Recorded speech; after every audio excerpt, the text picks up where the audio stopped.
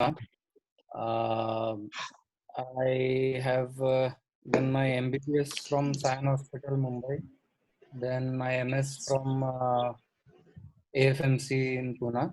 Following that, I did around 3 years of fellowship at Hinduja Hospital in spine surgery. And then I was for 2 years I was at Sydney, Australia, where I did some advanced training in spine surgery. And following that, I was in France for around 3 months or so, where did some further training in spine surgery. So I've been practicing since last 10 to 12 years in this field, and I've done all kinds of spine surgeries, right from extensive corpectomies and dissections and tumors and deformities and whatever you name it, minimally invasive surgeries and everything. So now, an issue which I have always found is there is a huge gap between the concepts or the understanding regarding spine of a spine surgeon and the physiotherapist. Now, for a spine surgeon, his job is to do the surgery. Then the rehab part, we always expect the physiotherapist to take care of, understanding some basic concepts. Most of the times, you might have seen that in case you have a patient who is operated somewhere for spine, they will have instructions written as to how to manage, what to do, what not to do. But for us as spine surgeons, we don't give too many instructions, just some basic instructions, because I usually expect the physio to have some kind of understanding of how to go about it. I mean, I don't tell the physio that give a shortwave diathermy, give a sono USG, or give IFT or whatever. That is all up to you. So my expectation is that the physio should have the understanding of their own field, so that we don't instruct on basic things. We'll only tell you what to do, what not to do for the spine surgery, and the rest, how to do it, is expected from the physio, from the spine surgeon perspective. So now I thought of having this webinar and some few basic topics. I mean, I don't know what a physio expects from a spine surgeon. So I don't know. We will just see how we go. And then as you ask me questions or queries or doubts, then I will know that um, what is that link which we will have to take care of. So I have selected only two or three basic topics here. Now, the first thing which we'll discuss today is the topic of low back pain, which we all see in our clinics every day. So low back pain is such a diffuse, such a vast topic that I initially thought we'll cover it in one session, but then as I made the PPT, it was too long. So then I guess most of you will get bored if I try to finish everything in one session. So I divided it in conveniently into two parts. I won't make it very heavy.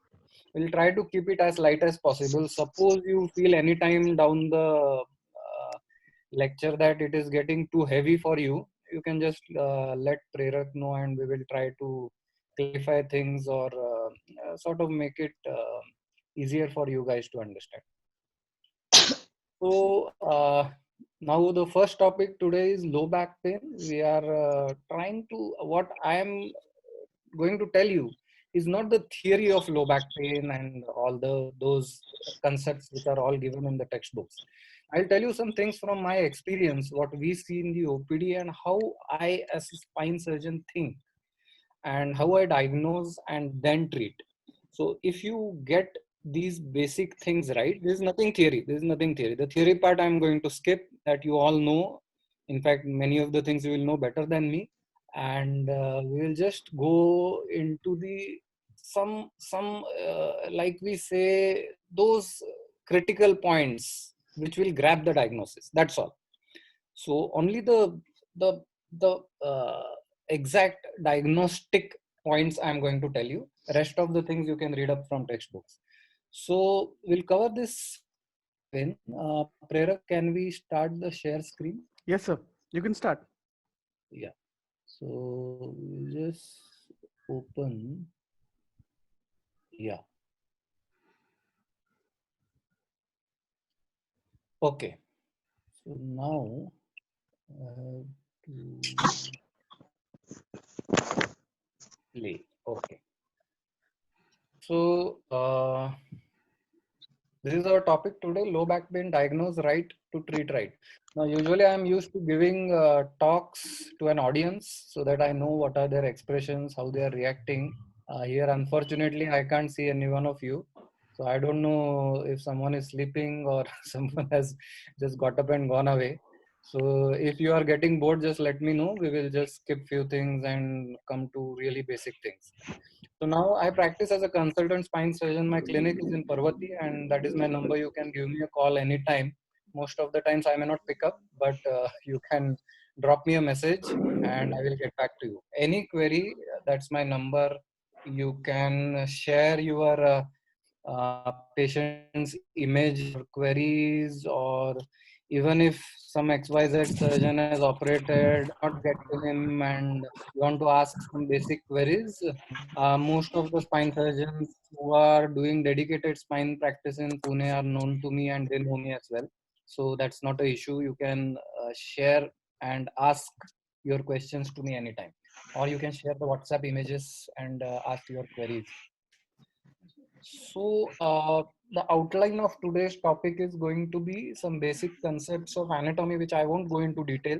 Common causes of low back pain, how to approach a patient with low back pain, and it all comes down to basics: history, examination, investigations, treatment, some common pathologies, emergencies, and urgencies. So, you should know few basic things about these things. Basic anatomy of the spine involves bones, ligaments, disc, muscles, joints, and neural structures. We all know the structure of the spine. We have got 7 cervical vertebra. Prerak, can I get my pointer here?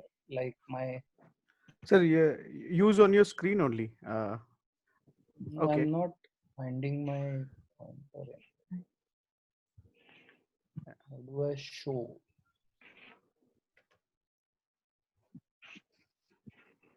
I'm not getting the something to point. Sir अपना ये mouse pad पे आप एक बार click ये कीजिए. Yeah, I have. I'm moving my finger on the mouse pad, but the pointer is not coming No problem, over. sir. We will take it that way only, please. Okay, so we have here the cervical, which have got 7 vertebra, thoracic 12, lumbar 5, and then the sacrum is a fused mass of 5 vertebra with 4 coccyx, so total of 33 vertebrae. We all know the basic structure of the cervical vertebra, the thoracic vertebra, the lumbar vertebra, and I guess you all know about the parts of the basic parts of the vertebra, which involves the body, the vertebral foramen, lamina, transverse process, articular process, and the spinous process. So our pedicle screws, they mostly go through the pedicle. I think in a lumbar vertebra, if you see the lamina part, I don't think it is rightly marked. That's the pedicle. So from there, our pedicle screw will go into the body. And then on the right hand side, you can see the facet joints. The facet joints are synovial joints. They have got cartilage and the synovial fluid and a capsule. And these are the structures which usually give rise to back pain with age. The most important structure, as we know, is the intervertebral disc, which has got outer annulus and inner nucleus pulposus, which is a jelly-like material. With age, the nucleus loses its water content. Basically, the job of the nucleus is to transmit forces equally in all directions. You can see the cross section of intervertebral disc, and it is the nucleus is held together by the annulus. If any tear in the annulus, usually it occurs posterolaterally, which is the weakest part of the annulus, and then the disc can herniate through there, and if it goes on to the nerve, you get the symptom of a radicular symptom, like what we call as sciatica or radicular. Now, anteriorly, there is the anterior ulnar ligament. They are marked as 4. Posteriorly, it's the posterior longitudinal ligament marked as 5, number 5. And this is how the disc herniates. So in the middle picture, you can see how the disc has basically torn the dark blue colored annulus, and then the light blue colored nucleus has come out and it is pressing on the nerve. This is when the patient will have radicular pain.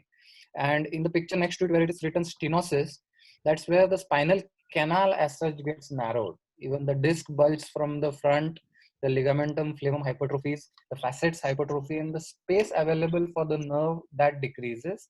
And that's when people get typical symptoms of lumbar canal stenosis, which involves the claudican. Patient walk for some distance, then they get heaviness, pain in the legs, then they sit, they feel better, then they continue walking. In a radicular pain due to disc herniation, usually they will have a one-sided pain with associated tingling numbness and maybe weakness if the disc is that big. In the lower pictures where the sagittal picture is seen, see that the disc herniates. Usually you can see in a sagittal picture, it may herniate into the foramen, and that's where the nerve root exits. Then we have foraminal stenosis, which leads to a radicular.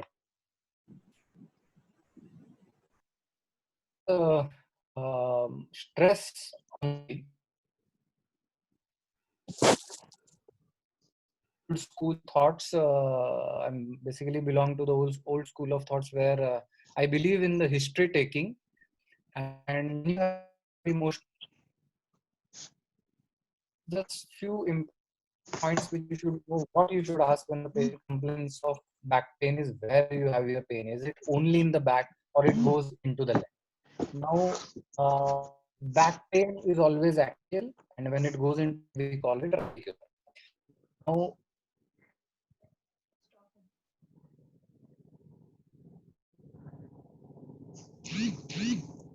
or it's a disc herniation, it's a vertebral. It is chronic, long-standing.